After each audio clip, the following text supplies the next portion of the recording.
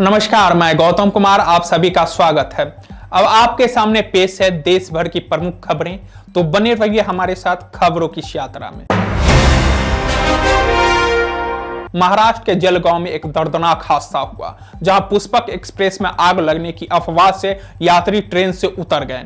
दूसरे ट्रैक पे आती कर्नाटका एक्सप्रेस के कई यात्रियों को कुचल दिया, जिससे 13 लोगों की मौत हो गई।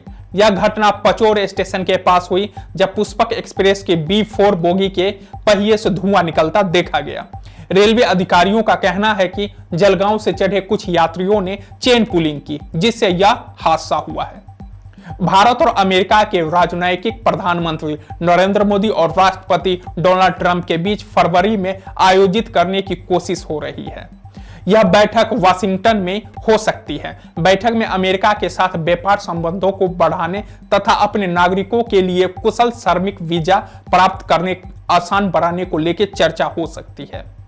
दिल्ली में बुधवार का दिन भी काफी गर्म रहा। जनवरी के दूसरे सबसे गर्म दिन के रूप में दर्ज किया गया। अधिकतम तापमान सामान्य से 5 डिग्री सेल्सियस अधिक रहा।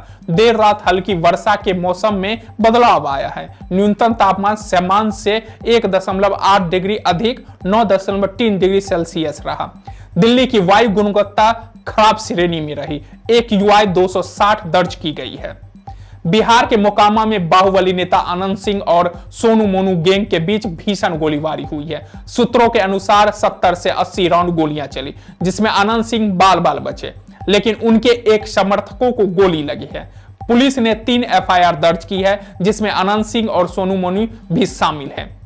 रक्षा मंत्री राजनाथ सिंह ने बुधवार को केरल के अलाप्पुझा जिले में विद्याधीशम स्कूल का उद्घाटन किया है। यह स्कूल उन 100 सैनिकों के लिए हैं जिन्हें गैर सरकारी संगठनों, संस्थानों, निजी स्कूलों, राज्य सरकारों के विद्यालयों के साथ साझेदारी में क्रमबद्ध तरीके से स्थापित किया जा रहा है। इसके अलावा मौजूदा 33 सैनिक स्कूल पहले से ही पूर्वोत्तर पैटर्न के तहत शिक्षा प्रदान कर रहे हैं। पूर्व सैनिक ने अपनी 35 वर्षीय पत्नी की हत्या कर दी, उसके शरीर के टुकड़े कर दिया और उसे प्रेशर कुकर में उबाल दिया। यह जघन्य अपराध हैदराबाद के बाहरी इलाके गंगारेड्डी जिले के मीरपेट के सामने आया है। पुलिस को पता चला कि पिछले कुछ दिनों से पति पत्नी के बीच झगड़ा चल रहा था।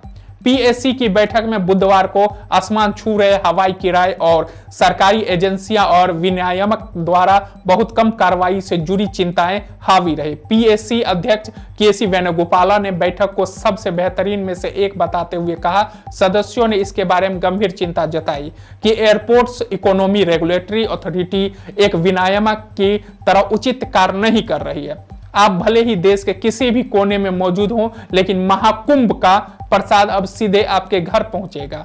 इसके लिए आपको प्रयागराज जाने की जरूरत नहीं है। ONDC ने प्रसाद की होम डिलीवरी 13 जनवरी से शुरू कर दी है। यह सुविधा महाकुंभ के बाद भी जारी रहेगी। मणिपुर के इम्फाल पूर्वी जिले में अलग अलग अभियानों में 2 उग्रवादियों को गिरफ्तार किया गया है।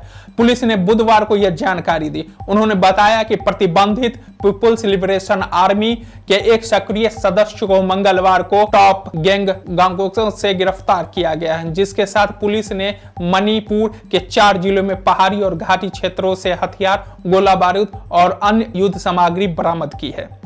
कर्नाटक के रायचूर और यल्लापुरा में एक सड़क हादसे की खबर सामने आई है। बताया जा रहा है कि यल्लापुरा में एक 50 मीटर गहरी घाटी में ट्रक गिर गया, जहां घटना में कुल 14 लोगों की मौत हो गई, वहीं 25 घायल बताए जा रहे हैं। दुर्घटना में घायल लोगों को नजदीकी अस्पताल में भर्ती कराया गया, जहां कुछ की हालत गंभीर बताई जा रही है। जम्मू कश्मीर के एक गांव में रहस्यमय बीमारी तेजी से फैल रही है। इस बीमारी के चपेट में आने से अब तक 17 लोगों की मौत हो चुकी है। हाल ही में जम्मू कश्मीर के मुख्यमंत्री उमर अब्दुल्ला ने गांव का दौरा किया, जिसके बाद अब गांव को कंटेनमेंट जोन घोषित कर दिया गया है। महाकुंभ में यूपी कैबिनेट मीटिंग के लिए सभी 54 मंत्रियों को बुलाया गया था, जिसमें राज्य के लिए महत्वपूर्ण प्रस्ताव और योजनाओं को मंजूरी मिली है। बैठक के बाद पूरी कैबिनेट में एक साथ संगम में डुबकी लगाई। यह था आज का राष्ट्रीय समाचार। हमारे साथ जुड़े रहने के लिए धन्यवाद। अधिक जानकारी और अपडेट्स के लिए हमारे YouTube channel one world news को सब्सक्राइब करें और नोटिफिकेशन को बेल आइकन को दबाना ना भूलें।